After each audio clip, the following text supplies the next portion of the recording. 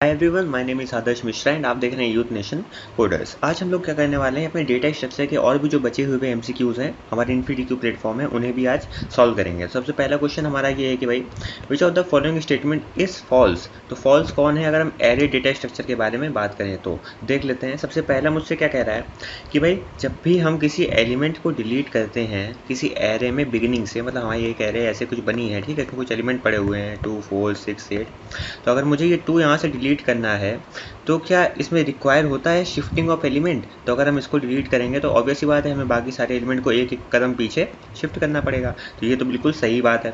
तो हमें किसको सेलेक्ट करना है, जो गलत है, तो मतलब इसको तो हम सेलेक्ट नहीं करने वाले।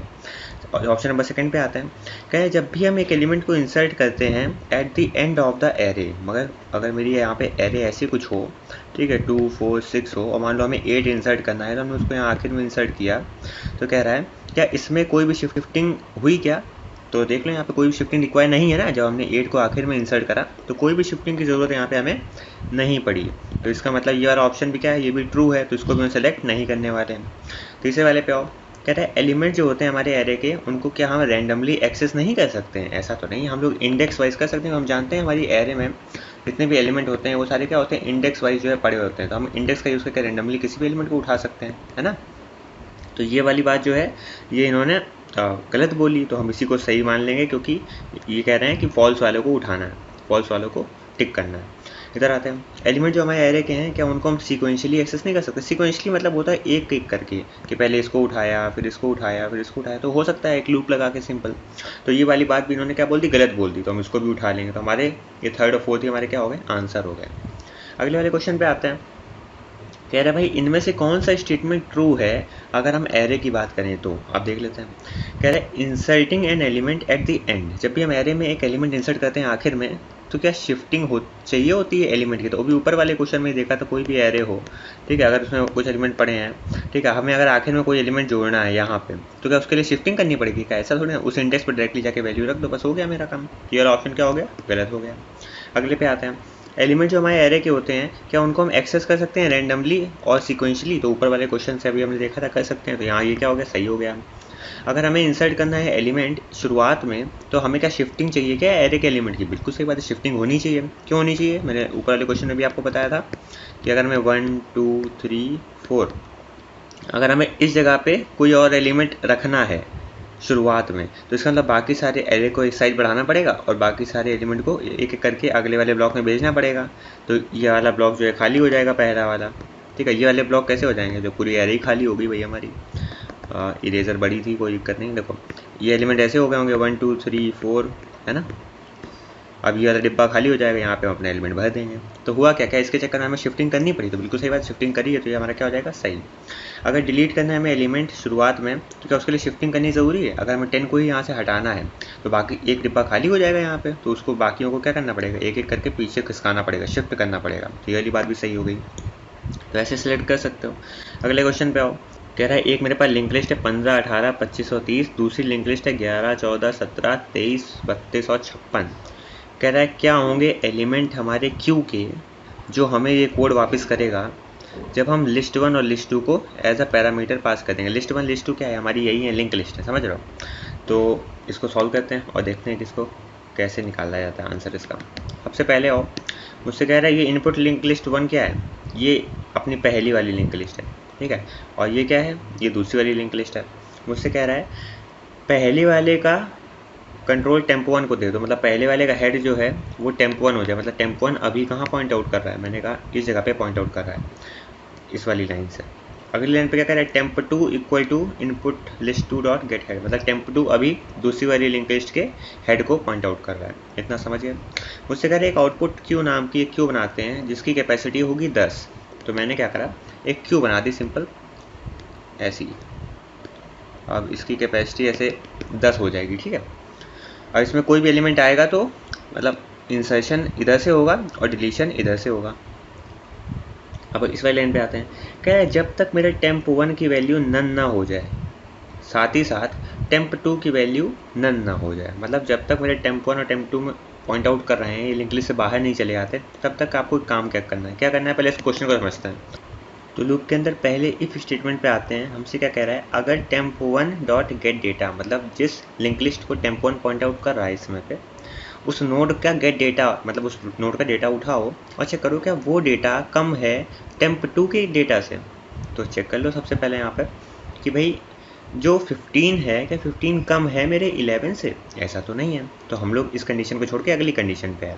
ये क्या कह रही है कि जो हमारा temp1 जिस डेटा को पॉइंट आउट कर रहा है, क्या वो बड़ा है क्या दूसरे वाले के डेटा से? तो चेक कर लो भाई, क्या 15 बड़ा है 11 से? बिल्कुल सही बात है। तो कह रहे हैं आउटपुट क्यू में जाके इंसर्ट कर दो temp2 का डेटा। तो हमने क्या करा, temp2 का डेटा अभी क्या था? मैंने कहा भाई 11 था। ये देखो यहाँ से 11 था, मैंने कहा 11 को उठाओ। 11 को उठाओ मतलब क्या, यहाँ से ले लो और क्यू में जाके इनपुट कर दो। क्यू में यहाँ वैल्यू आ गई। फिर मुझसे क्या कह रहा है कि temp2 is equal to temp2 dot get next, मतलब temp2 अभी जो 11 को पॉइंट आउट कर रहा था वो अब क्या कर रहा है, अपने नेक्स्ट को पॉइंट आउट कर रहा है। मैंने कहा वो 14 को कर रहा है, सिंपल। ठीक है, अब एक बार इफ एलिफ चल गया मेरा तो अपना एल्स तो चलेगा नहीं, एल्स नहीं चलेगा तो दोबारा हम लोग इस वाली लाइन पे आ जाएंगे, वाइल वाली लाइन पे।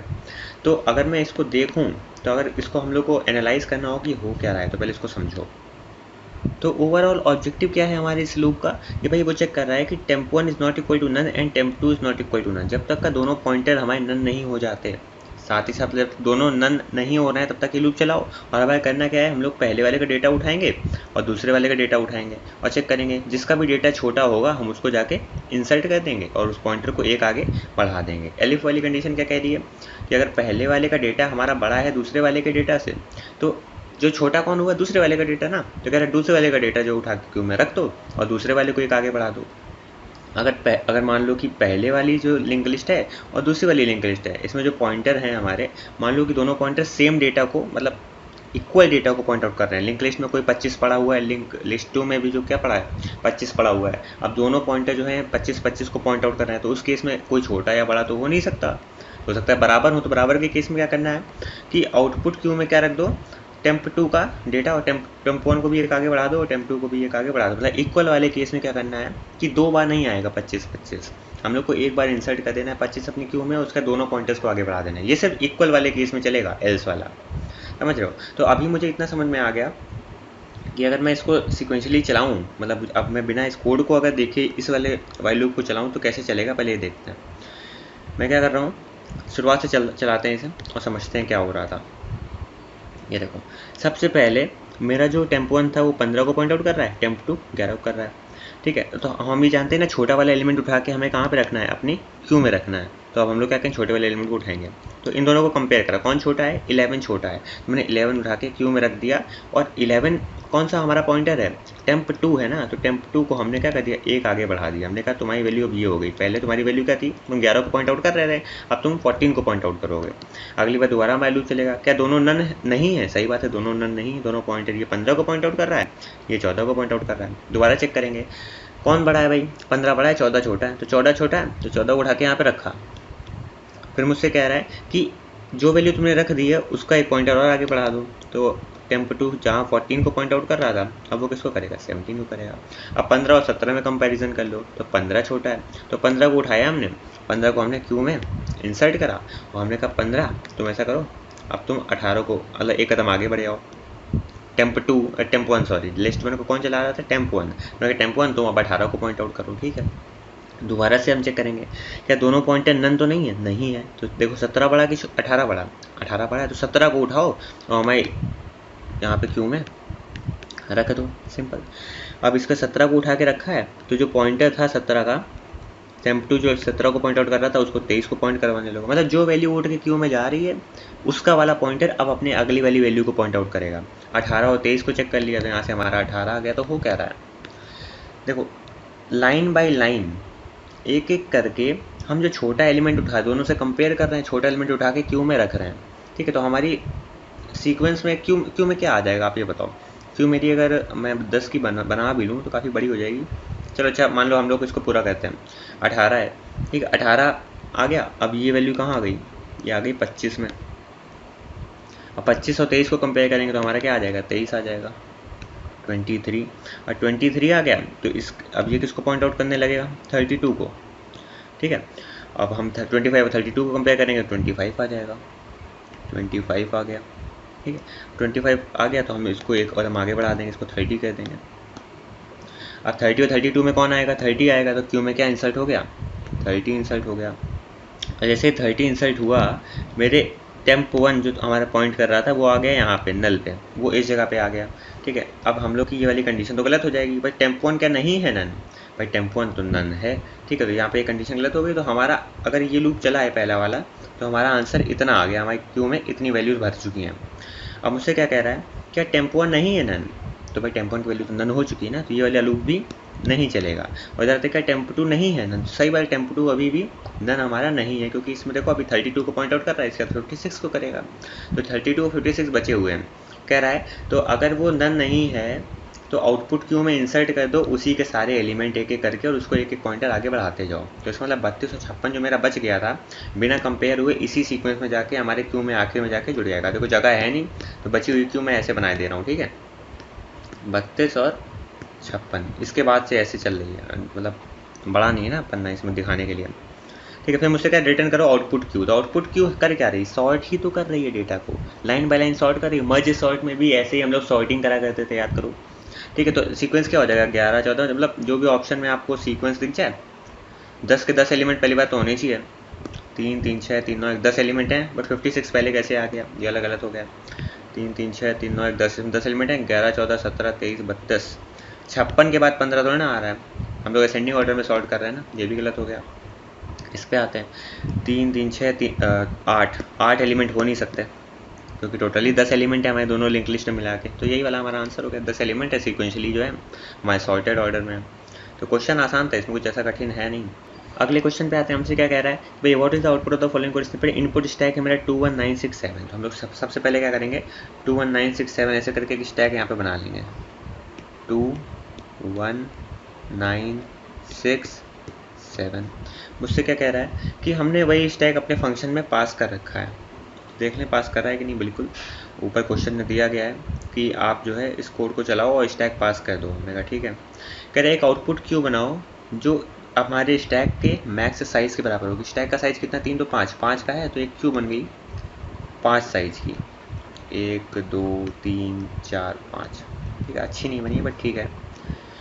उससे क्या कह रहा है, एक और क्यू बनाओ, ये हमारी क्या है, ये हमारी आउटपुट क्यू है, और हम एक टेम्प क्यू बनाएंगे। ये कैसी होगी, ये भी कह रहा है इनपुट स्टैक का जो मैक्स साइज है उसके हिसाब से क्यू बना दो, साइज कितना है 5, तो 5 की एक और ये क्यू बन गई, 1 2 3 4 5, ठीक है, 2 क्यू बन गई। कह रहा है जब तक मेरा इनपुट स्टैक खाली नहीं हो जाता तब तक हमारा एक एक करके स्टैक से एलिमेंट पॉप करो, मतलब सबसे पहले ये वैल्यू हमारे स्टैक की हट गई यहाँ से और वो जाके डेटा में सेव हो गई। अब डेटा की वैल्यू क्या है, 2, क्या 2 से डिवाइड करने में आंसर 0 आता है, बिल्कुल आता है। तो आउटपुट क्यू में रख दो हमारा डेटा, मतलब आउटपुट क्यू में हमारा 2 रख दो, हमने कहा ठीक है यहाँ रख दिया हमने। फिर मुझसे कहता है कि अभी भी मेरा स्टैक एम्प्टी, मैं इसको ऐसे चलाता हूँ ना, कि अभी मेरा स्टैक एम्प्टी है, नहीं है, तो डेटा में क्या रख दो, इनपुट स्टैक डॉट पॉप, मतलब अभी मेरी 1 भी पॉप आउट हो जाएगा, डेटा की वैल्यू 1 हो गई। क्या 1 mod 2 = 0, क्या 1 2 से डिवाइड हो जाता है, ऐसा तो नहीं है, तो एल्स में आए और टेम्प क्यू में क्या रख देंगे हम लोग 1 को, टेम्प क्यू में 1 रख देंगे। तो अभी तक हम इतना लूप चला के इतना समझ गए कि ये लूप क्या कर रहा है, स्टैक से एक एक करके एलिमेंट को उठाएगा, फिर क्या करेगा, अगर वो एलिमेंट 2 से डिवाइड हो जाता है तो उसको आउटपुट क्यू में रखेगा, अगर 2 से डिवाइड नहीं होता है मतलब ऑड है तो उसे टी क्यू में रखेगा। तो अपने मन से दिमाग लगा के जल्दी जल्दी कर लो, अगली बार 9 उठेगा, 9 उठ के हमारे टी क्यू में आएगा क्योंकि वो ऑड है। 6 इवन होता है, 6 ओ क्यू में आएगा।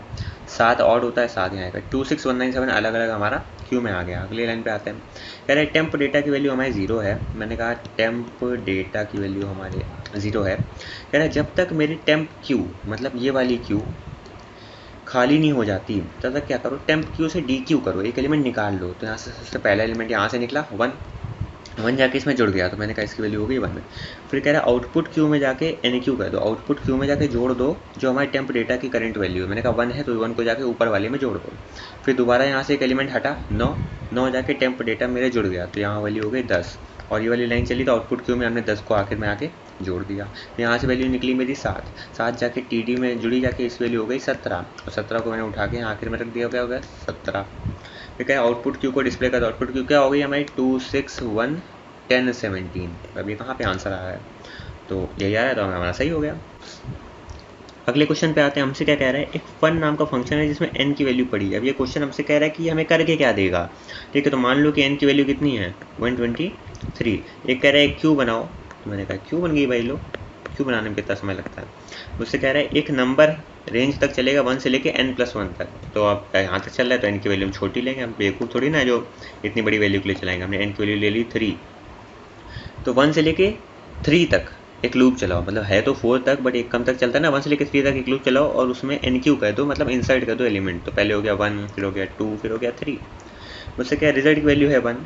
कह रहा है जब तक मेरी क्यू एम्प्टी ना हो जाए तब तक क्या करो, हमारे क्यू से एक एलिमेंट निकालो, उसको नम में रखो और रिजल्ट की वैल्यू जो 1 है उसमें मल्टीप्लाई कर दो उस नम का। मतलब सबसे पहले 1 निकला, रिजल्ट की वैल्यू में मेरी 1 है। ठीक है, ये रिजल्ट की वैल्यू है।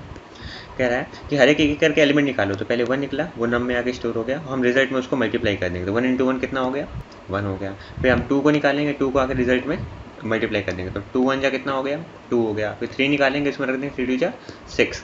तो हो क्या रहा है कि हम लोग क्या कर रहे हैं, उस पर्टिकुलर नंबर का फैक्टोरियल ही तो निकाल रहे हैं। अब हमने 3 जब वैल्यू पास करी, आप यहाँ पे देखो, हमने 3 वैल्यू पास करी, हमें आंसर क्या मिल रहा है, 6 मिल रहा है। हमने करा क्या, डायरेक्टली 3 × 2 × 1 = 6। यही तो हो रहा है यहाँ पर, देख लो। अब वो बात अलग है कि ये लोग क्यू का यूज़ करके कर रहे हैं, बट निकल तो फैक्टोरियल ही रहा है ना। तो हमारा आंसर क्या आ जाएगा कि प्रिंट करेगा फैक्टोरियल ऑफ n। तो n की कोई भी छोटी वैल्यू मान के पहले चल लिया करो। फिर मुझसे क्या कह रहा है कि इसको मैं पढ़ देता हूँ, शायद आपको नज़र ना आए बट समझते हैं। कह रहे हैं जॉन, मैथ्यू और सुजन ये टीम मेंबर हैं जो एक प्रोजेक्ट में काम कर रहे हैं। एक प्रोजेक्ट में सिर्फ एक ही प्रिंटर है। ठीक है, तो ये रही मेरी जॉन की टेबल, ये रही मेरे मैथ्यू की टेबल और ये रही मेरे सुजन की टेबल। मुझसे कह रहे हैं इसमें एक ही प्रिंटर है। मैंने कहा ये रहा मेरा प्रिंटर। अब प्रिंटर एक रूम में रखा है, उस रूम का दरवाज़ा यहाँ से लोग एंटर करते हैं। ठीक है, इधर आते हैं। फिर मुझसे कह रहे हैं वो जो प्रिंटर है वो सारे टीम मेंबर वही प्रिंटर यूज़ करेंगे, किसी का अपना खुद का नहीं है। कह रहे एक टीम मीटिंग रखी गई एक प्रोजेक्ट मैनेजर द्वारा और उसने बोला है तीनों मेंबर से कि भाई अपनी रिपोर्ट बनाओ और उसका क्या करो, एक प्रिंट आउट जो है उनका निकाल लो। अब भाई मैथ्यू जो है सबसे पहले रिपोर्ट को फिनिश करता है। सबसे पहले मतलब मैथ्यू क्या करेगा, अपने प्रिंटर के पास चला जाएगा प्रिंट आउट निकालने। सबसे पहले मैथ्यू चला गया। फिर मुझसे क्या कह रहा है कि भाई उसके बाद सुजैन ने अपना प्रिंट आउट निकालने के लिए अपना काम कंप्लीट कर लिया और सुजैन चली गई सुजैन उसके बाद चली गई। ठीक है, सबसे पहले मैथ्यू पहुंचा, फिर सुजैन पहुंची, फिर उसके बाद जॉन पहुंचा। तो सबसे आखिर में कौन पहुंचा, जॉन पहुंचा। उन्होंने प्रिंट कमांड दिया जिस ऑर्डर में उन लोगों ने अपना काम कंप्लीट किया। सबसे पहला काम किसका कंप्लीट होगा, मैंने कहा मैथ्यू का, उसके बाद सुजैन का, उसके बाद जॉन का, और इसी सीक्वेंस में उनका प्रिंट आउट निकल जाएगा। तो हम लोगों ने करा क्या, ये है क्या, हम लोग एक साइड से वैल्यू को इंसर्ट कर रहे हैं और दूसरी साइड से वैल्यू को पॉप आउट कर रहे हैं, निकाल रहे हैं, बाहर निकाल रहे हैं। तो यहाँ से हम लोग NQ कर रहे हैं और यहाँ से हम DQ कर रहे हैं। तो ये है क्या, ये स्ट्रक्चर क्या हो गया, हमारा Q हो गया। तो वही मुझसे कह रहा है कि किसकी प्रिंट रिक्वेस्ट सबसे पहले पहुँचेगी। तो भाई जो सबसे पहले पहुँचा मैथ्यू पहुँचा है, तो इसका आंसर क्या आ जाएगा, मैथ्यू। तो पहला आंसर आ गया सेकेंड। ठीक है, कॉमा। मुझसे कह रहे हैं किसकी प्रिंट रिक्वेस्ट जो है लास्ट में पहुँचेगी, मैंने कहा जॉन की, तो फर्स्ट, तो सेकेंड, फर्स्ट, कॉमा। कह रहे हैं कौन सा डेटा स्ट्रक्चर आप यूज़ कर रहे हैं प्रिंटर के लिए, तो जो पहले आ गया उसी का पहले काम हो गया। ठीक है, लाइन लग रही है, क्यू है एक, तो हमारा आंसर क्या आ गया, क्यू। तो सेकेंड 1 1 मेरा आंसर आ जाएगा। तो वही मेरा आ रहा है, समझ रहा हूँ। तो आपको सिनेरियो दिया गया, उसके हिसाब से आपको एक्ट करना है। कह रहा है एक हमने वर्ड एडिटर लिया और उसमें हमने फालतू वैल्यू की कुछ ऐसे फलाना वैल्यू टाइप कर दी। ठीक है, C × D हमने कर दिया, सिंपल। फिर कह रहा है कि हमने अंडू ऑपरेशन परफॉर्म किया। अंडू ऑपरेशन परफॉर्म करने में, अब जैसे कि ये है C × D और ये ऐसे हमने लिखा। अंडू परफॉर्म करने का मतलब क्या है, जो लास्ट कैरेक्टर था उसको हटा देगा। ये हमारा हट गया अंडू परफॉर्म करने में। ठीक है, तो हमारा अभी बचा क्या आंसर, तो यही बचा। अब ये कहाँ मैच कर रहा है, ये मैच कर रहा है। तो पहले का आंसर क्या आ गया, सेकेंड, कॉमा। मुझसे कह रहे हैं दोबारा मैंने अंडू ऑपरेशन 2 बार और करा, 2 बार और करा, तो इसका मतलब एक बार करने में हमारा D गायब हो गया, अगली बार करने में हमारा स्टार गायब हो गया। तो अब मेरा क्या बचा, ओपन ब्रैकेट और C बचा। तो ये सही, ऑप्शन नंबर पहला। फिर मुझसे क्या कह रहा है कौन सा डेटा स्ट्रक्चर आप यहाँ पे यूज़ कर रहे हैं जो आप एलिमेंट यहाँ पे रख रहे हैं। तो हमने देखो हमने करा क्या है, एक हमने यहाँ पे स्टैक बना लिया। सबसे पहले हमारा ब्रैकेट आया, फिर हमारा C आया, फिर हमारा मल्टीप्लाई आया, फिर हमारा D आया, फिर हमारा क्लोजिंग ब्रैकेट आया। उसने कहा कि एक बार Ctrl Z दबाओ तो मतलब ये वैल्यू पॉप हो गई। फिर मुझसे कह रहा है 2 बार और पॉप करो, तो मैंने कहा ये भी पॉप हो गई, ये भी पॉप हो गई। ठीक है, अब मुझसे कह रहा है आपने इसके लिए कौन सी डेटा स्ट्रक्चर यूज़ करा, तो यहाँ पे मैं स्टैक यूज़ कर रहा हूँ, जिसमें मैं वैल्यू इंसर्ट तो करता हूँ बट पॉप करता हूँ टॉप मोस्ट वैल्यू, निकालता हूँ डिलीट करता हूँ सबसे ऊपर वाली वैल्यू, तो वही हम लोग यहाँ पे यूज़ करते हैं। तो इसका आंसर क्या आ जाएगा, कौन सा डेटा स्ट्रक्चर यूज़ कर रहे हैं, स्टैक यूज़ कर रहे हैं, तो सेकेंड, फर्स्ट और थर्ड मेरा आंसर आ जाएगा। देख लेते हैं किधर है आंसर, सेकेंड, फर्स्ट और थर्ड है। अब आते हैं अपने अगले क्वेश्चन पे, हमसे क्या कह रहा है कि एक स्टैक को यहाँ पे कंसीडर करिए, इसमें वैल्यू पड़ी है 5 4 3 2 1। कह रहा है एलिमेंट क्या होंगे हमारे स्टैक के जब हम इस कोड में अपने स्टैक भेजेंगे as a argument to function. ठीक है, और हमारा साइज़ क्या है स्टैक का, हमने कह दिया 5 है। तो अब मुझसे कह रहा है कि इसमें हमने अपना स्टैक भेजा, तो पहले एक छोटा सा स्टैक यहाँ पर बना लेते हैं हम लोग। ठीक है, एक हमने स्टैक बनाया, इसमें 5 की कैपेसिटी थी और वैल्यू क्या पड़ी थी 5 4 3 2 एंड 1। ये मेरा क्या है, मेरा इनपुट स्टैक है। फिर मुझसे क्या कह रहा है कि हमने इसको इस फंक्शन ने भेजा, एक नम में क्या आ जाए, input stack dot gate max size -1, मतलब नम की वैल्यू मेरी कितनी हो गई 5 - 1, मतलब मैंने कह दिया 4 हो गई। फिर मुझसे कह रहा है जब तक मेरे नम की वैल्यू बड़ी है 0 से, तो हम लोग अंदर आए, कह रहा है टॉप एलिमेंट में क्या आ जाए, तो मैंने कह दिया टॉप एलिमेंट नाम का एक वेरिएबल है, इसमें मेरा आ जाए इनपुट स्टैक डॉट पॉप, मतलब इनपुट स्टैक से मैंने एक वैल्यू उठाई, पॉप करी और उसको उठा के इसमें रख दिया, टॉप एलिमेंट की वैल्यू कितनी आ गई 5। ठीक है, ये रहा मेरा पूरा स्टैक। फिर ये मुझसे कह रहा है टेम्प स्टैक नाम का एक और स्टैक बनाओ जिसकी कैपेसिटी कितनी हो 5 हो, तो मैंने एक और इसके बगल में क्या कर दिया, एक टेम्प स्टैक नाम का एक स्टैक बना दिया जिसकी कैपेसिटी कितनी है 5 है। ठीक है, ये है मेरा टेम्प स्टैक। फिर मुझसे क्या कह रहा है element is equal to input stack dot pop, मतलब इनपुट स्टैक से हम एक और एलिमेंट पॉप करेंगे, उसको एलिमेंट में रखेंगे, ये नाम से मैंने कह दिया वेरिएबल बना दिया एलिमेंट नाम का, इसमें इनपुट स्टैक में जो वैल्यू पड़ी है वो पॉप करके आ जाए, मतलब 4 मेरा यहाँ से उठा और 4 आके यहाँ पे आ गया ई की जगह। ठीक है, इधर आते हैं, कह रहे टेम्प स्टैक में पुश करो, इंसर्ट कर दो एलिमेंट क्या, एलिमेंट प्लस टॉप एलिमेंट, मतलब 4 + 5 9, तो 9 उठा के हमने यहाँ पे रख दिया। मुझसे कह रहा है क्या मेरा टेम्प स्टैक एम्प्टी है, ऐसा तो नहीं है, तो हम अंदर आ गए, कंडीशन हो गई ट्रू, क्योंकि नॉट ऑफ लिखा हुआ है ना, नॉट ऑफ फॉल्स हो जाएगा, ट्रू अंदर आ गए। क्या कह रहा है कि इनपुट स्टैक एम्प्टी है, नहीं है, और नॉट ऑफ नहीं क्या हो जाएगा ट्रू, तो अंदर आ गए। इनपुट स्टैक में पुश कर दो, टेम्प स्टैक को पॉप करो, टेम्प स्टैक की वैल्यू कितनी है 9, तो मैंने क्या करा 9 को यहाँ पे पॉप कर दिया, तो यहाँ पे मैं 9 को यहाँ पे क्या कर रहा हूँ पॉप कर रहा हूँ। उसके बाद यहाँ पे ये वैल्यू आ गई 9 प्लस इनपुट स्टैक को मैं पॉप कर रहा हूँ, इनपुट स्टैक से वैल्यू मेरी क्या उठ गई 3 उठ गई, तो मैं यहाँ से 3 को उठाए ले रहा हूँ और मेरा 3 आ गया यहाँ पर।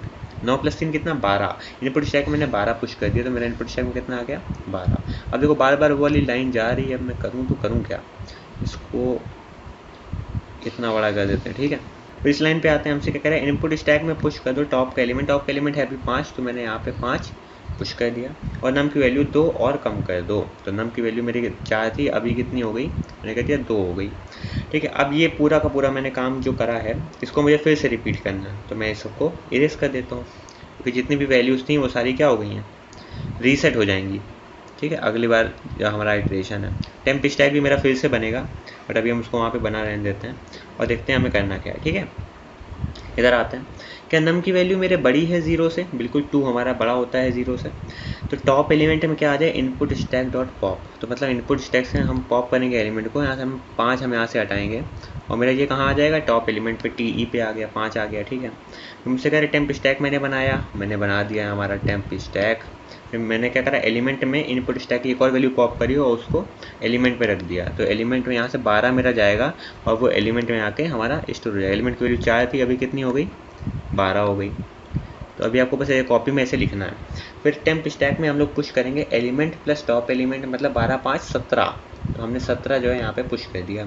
फिर क्या कह रहा है कि टेम्प स्टैक नहीं है एम्प्टी, ट्रू हो गई कंडीशन, क्या इनपुट स्टैक नहीं है एम्प्टी, ट्रू हो गई। इनपुट स्टैक में पुश करो क्या, टेम्प स्टैक की वैल्यू पॉप करो, टेम्प स्टैक में क्या पड़ा है 17, तो मैंने कहा 17 को मैंने यहाँ पे पॉप कर दिया, यहाँ से वैल्यू हो गई 17 प्लस कह रहा है इनपुट स्टैक से पॉप करो, यहाँ से वैल्यू पॉप हो गई मेरी 2, तो 17 + 2 कितना हो गया 19 हो गया। 19 को मैंने यहाँ पे पुश कर दिया, तो मेरी वैल्यू क्या आ गई 19। अब ये इफ चल गया तो एल्स तो चलेगा नहीं। इधर है कह रहा है कि भाई इनपुट स्टैक में पुश कर दो टॉप का एलिमेंट, तो टॉप का एलिमेंट 5 है, मैंने यहाँ से पुश कर दिया 5। फिर अगले लाइन पे आते हैं, कह रहे हैं नम की वैल्यू 2 और कम कर दूँ, तो नम की वैल्यू अब कितनी हो गई है हमारी, 4 से 2 हुई, 2 से क्या हो जाएगी 0। ठीक है, फिर हम दोबारा हम ऊपर आएंगे लूप में और चेक करेंगे यहाँ पे कि क्या 0 इज़ ग्रेटर देन 0, तो कंडीशन हो जाएगी फॉल्स, तो मेरा वाइल लूप जो है ख़त्म हो जाएगा। फिर हम लोग अगले लाइन पे आएंगे और मुझसे मतलब वाइल लूप से बाहर आ गए, मुझसे क्या कह रहे रिटर्न करो इनपुट स्टैक। इनपुट स्टैक की वैल्यू क्या है 5 9 और 5 19 और 1 सॉरी, तो यही हमारी वैल्यू है। अब देखो इसको टॉप से बॉटम की ओर करना है कि बॉटम से टॉप की ओर दिखाना है, तो उसके लिए क्वेश्चन देखना पड़ेगा कि डिस्प्ले का जो ऑर्डर है स्टैक का वो है टॉप से बॉटम, तो 5 19 और 1 मेरा क्या आ जाएगा, आंसर आ जाएगा। तो इसी तरह से मेरे सारे के सारे MCQs आज के सॉल्व हो चुके हैं। अभी आगे इसके 4 और वीडियोज़ बचे हैं, तो उनको एक एक करके हम लोग यहाँ पे क्या करने वाले हैं, सॉल्व करने वाले हैं।